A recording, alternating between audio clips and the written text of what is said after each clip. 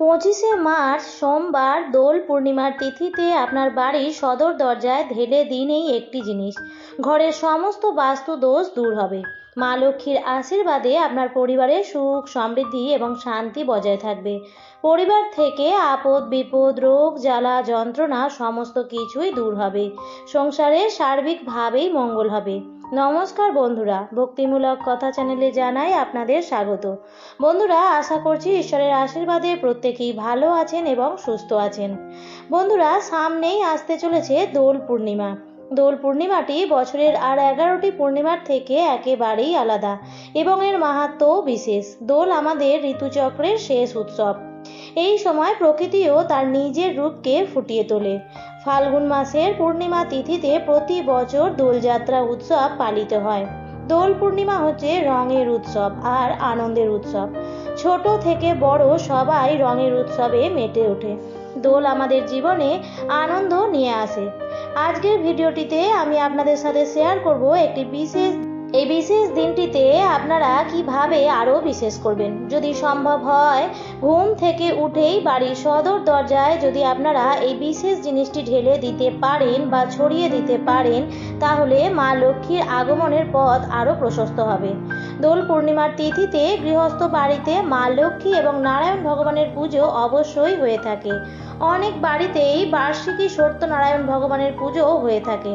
এই দিনটিতে মা লক্ষ্মীর আগমনের জন্য অত্যন্তই শুভ দিন। তাই গৃহস্থ বাড়িতে নিয়ম নীতি মেনে মা লক্ষ্মীর পূজা অর্চনা করা হয় এই দোল পূর্ণিমা তিথিতে।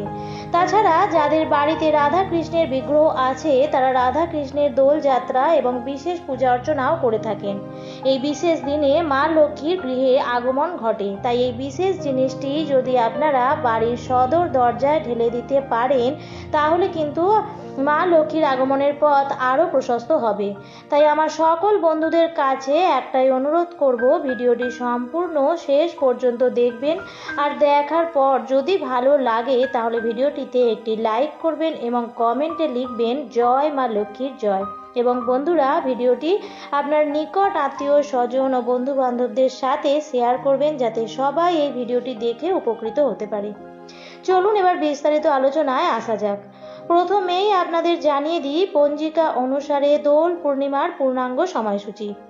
এই বছর 2024 সালের দোল পূর্ণিমা পড়েছে বাংলার 11ই চৈত্র 1430, ইংরেজির 25শে মার্চ 2024 সোমবার দিন। রবিবার সকাল 9:43 থেকে পূর্ণিমার তিথি শুরু হয়ে যাচ্ছে এবং পূর্ণিমার তিথি থাকবে সোমবার সকাল 11:48 পর্যন্ত। যদিও রবিবার দিন পূর্ণিমার রাত পালন করা হবে এবং পূর্ণিমার ব্রত উপবাস পালন করা হবে সোমবার দিন। বন্ধুরা, এই বিশেষ কাজটিও আপনারা করবেন সোমবার একদম সকালবেলায় ঘুম থেকে উঠেই প্রথমেই সদর দরজার কাছে আপনাদের করতে হবে। তবে তার জন্য আপনাদের রবিবার প্রস্তুত করে নিতে হবে এই জিনিসটি, কারণ রবিবার রাত্রিটি যে পাওয়া যাচ্ছে সেটি কিন্তু পূর্ণিমার রাত। তবে বলে রাখি বন্ধুরা, এই হোলির আগের 8 দিনের যে সময় তা হলাষ্টক নামে পরিচিত। এই 8 দিনের সময়কালটি খুবই অশুভ বলে মনে করা হয়। এই হলাষ্টক সময়কে দুর্ভাগ্য হিসেবে দেখা হয় এবং মনে করা হয় যে এই সময়ে সম্পাদিত কোনো শুভ কর্ম সফল নাও হতে পারে। তাই এই সময়কালে সমস্ত রকম শুভ কর্মকাণ্ড বন্ধ হয়ে যায়। 2024 সালের 16ই মার্চ থেকে হলাষ্টকের সময়কাল পড়েছে এবং শেষ হবে 25শে মার্চ অর্থাৎ দোল পূর্ণিমার দিন। এই সময়কালে কোনো শুভ কাজ যেমন বিবাহ, কোনো নতুন ব্যবসা শুরু করা অথবা কোনো নতুন বাড়ি বা জমি বা কোনো গাড়ি কেনার জন্য এই সময়কালটি ভালো নয়। দোল পূর্ণিমার তিথি থেকেই শুভ সময় শুরু হয়। তাই বন্ধুরা, এই দোল পূর্ণিমার দিন বাড়ির মুখ্য দরজায় আপনারা এই জিনিসটি অবশ্যই ছিটিয়ে দেবেন। রবিবার দিন রাতে পূর্ণিমা পাওয়া যাচ্ছে, তাই রবিবার দিন সন্ধেবেলায় যখন আপনারা সন্ধ্যা দেবেন, নিত্য সন্ধ্যা দিতে যখন আপনারা ঠাকুর ঘরে ঢুকবেন, সেই সময় আপনার যে ইষ্ট দেবতা আছেন, যাকে আপনি মানেন, সেই দেবতার চরণ থেকে একটি ফুল আপনারা নিয়ে নেবেন এবং নিয়ে নেবেন একটি তামার ঘটি। ঘটিটি জল দিয়ে পূর্ণ করবেন এবং সেই জলটির মধ্যে আপনারা মিশিয়ে দেবেন সামান্য পরিমাণে কালো তিল এবং সামান্য পরিমাণে কর্পূরের গুঁড়ো, এবং তার মধ্যে আপনারা ইষ্ট দেবতার চরণ থেকে একটি ফুল নিয়ে নেবেন। সেই ফুলটি জলের ওপর রেখে দেবেন। যদি আপনি রাধা কৃষ্ণকে অত্যন্ত মানেন এবং দোল পূর্ণিমার তিথিতে রাধা কৃষ্ণের বিশেষভাবে পূজা করতে চান, তাহলে শ্রীকৃষ্ণের চরণ থেকে আপনি একটি ফুল এবং তুলসী পাতা নিতে পারেন। আর যদি আপনি মা লক্ষ্মীকে অত্যন্ত মানেন এবং দোল পূর্ণিমা তিথিতে মা লক্ষ্মী এবং নারায়ণ ভগবানের পুজো করতে চান, তাহলে মা লক্ষ্মী এবং নারায়ণ ভগবানের চরণ থেকে একটি ফুল নিতে পারেন। অথবা বন্ধুরা, আপনার ঠাকুর ঘরে সিংহাসনে যে ঠাকুরের বিগ্রহ আছে সেই বিগ্রহের কাছ থেকেও আপনি ফুল নিতে পারেন এবং সেই জলটির মধ্যে রেখে দেবেন। সেই জলটি ঠাকুর ঘরের এমনভাবে রাখবেন যাতে পূর্ণিমার চাঁদের আলো সেই জলটির ওপর এসে পড়ে, এবং সারা রাত ঠাকুর ঘরে ঠাকুরের সিংহাসনের সামনে সেই জলটি আপনি রেখে দেবেন। পরের দিন সকালবেলায়, অর্থাৎ দোল পূর্ণিমার দিন সোমবার দিন সকালবেলায় খুব তাড়াতাড়ি ঘুম থেকে ওঠার চেষ্টা করবেন। বেশি বেলা অবধি একদমই ঘুম থেকে উঠবেন না। যদি চান আপনার সংসারের মঙ্গল হোক এবং আপনার ভাগ্যের উদয় হোক, তাহলে আপনি সূর্যোদয়ের আগে অথবা ব্রহ্ম মুহূর্তেই ঘুম থেকে উঠে পড়বেন এবং উঠেই সূর্যোদয় দেখবেন। সমস্ত প্রাতঃকর্ম সেরে ঘর বাড়ি অত্যন্ত পরিষ্কার পরিচ্ছন্ন করে নিয়ে সেদিন খুব তাড়াতাড়ি স্নান সেরে নেবেন। অনেকেই পূর্ণিমার দিন গঙ্গায় স্নান করে থাকেন। যদি সম্ভব হয় তাহলে গঙ্গা স্নান বা পবিত্র নদীতে স্নান করা অত্যন্তই ভালো। আর যদি সম্ভব না হয় তাহলে স্নানের পরে পরিষ্কার বা শুদ্ধ বস্ত্র পরে আপনি গায়ে, মাথায় এবং বস্ত্রে গঙ্গা জলের ছিটা অবশ্যই দিয়ে দেবেন এবং বাড়ি ঘরদোর ভালোভাবে পরিষ্কার পরিচ্ছন্ন করে ঘর বাড়ি সর্বত্রই গঙ্গা জলের ছিটে দিয়ে দেবেন। এবার আপনি চলে আসবেন ঠাকুর ঘরে। ঘর থেকে নিয়ে নেবেন সেই এক ঘটি জল। আপনি আপনার ইষ্ট দেবতার চরণ থেকে যে ফুলটি আপনি জলে দিয়েছিলেন সেই ফুলটি আগেই সরিয়ে নেবেন, কারণ জলটি দেওয়া হবে সদর দরজায়। বলে রাখি বন্ধুরা, বাড়ির যে সদর দরজা সেটি দিয়েই কিন্তু ভালো যা কিছু তা প্রবেশ করে।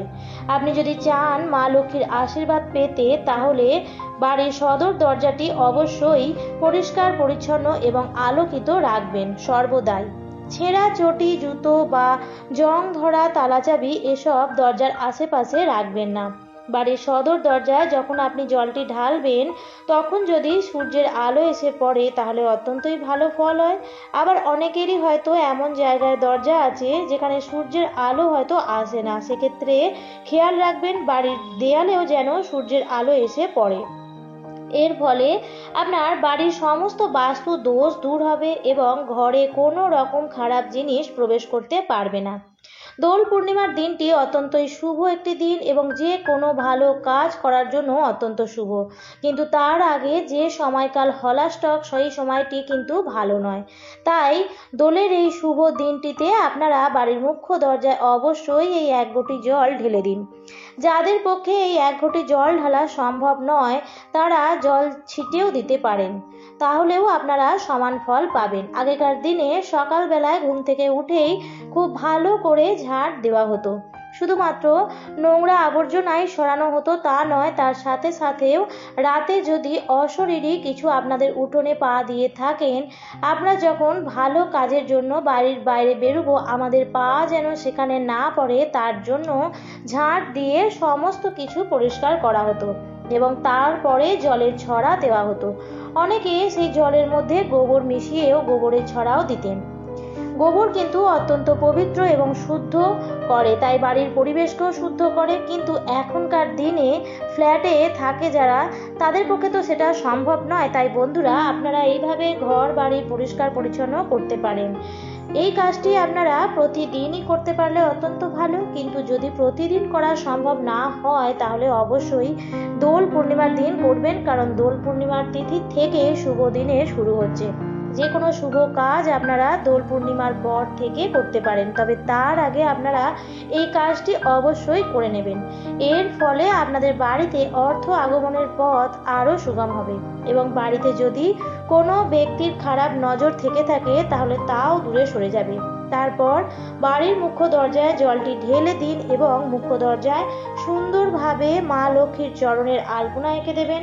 সেদিন ঠাকুর ঘর খুব ভালো করে ফুল দিয়ে সাজাবেন এবং ঈশ্বরের চরণে সবার আগেই আবির দেবেন এবং তারপর বাড়ির বয়স্কদের চরণে আবির দেবেন। এটাই কিন্তু শাস্ত্র মতে দোল খেলার নিয়ম। সবার প্রথমে ঈশ্বরের চরণে আবির দিতে হয়, তাহলেই দোল পূর্ণিমার পূর্ণ ফল পাওয়া যায়। এবং এই দিন অবশ্যই মুখ মিষ্টি করবেন, আর কোনো তেঁতো জাতীয় খাবার এই দিন খাবেন না। আমার আজকের পর্বটি এখানেই শেষ করছি। ভিডিওটি দেখে যদি ভালো লেগে থাকে তাহলে অবশ্যই চ্যানেলটিকে সাবস্ক্রাইব করে আমাদের পাশে থাকবেন এবং ভিডিওটি দেখার জন্য অসংখ্য ধন্যবাদ।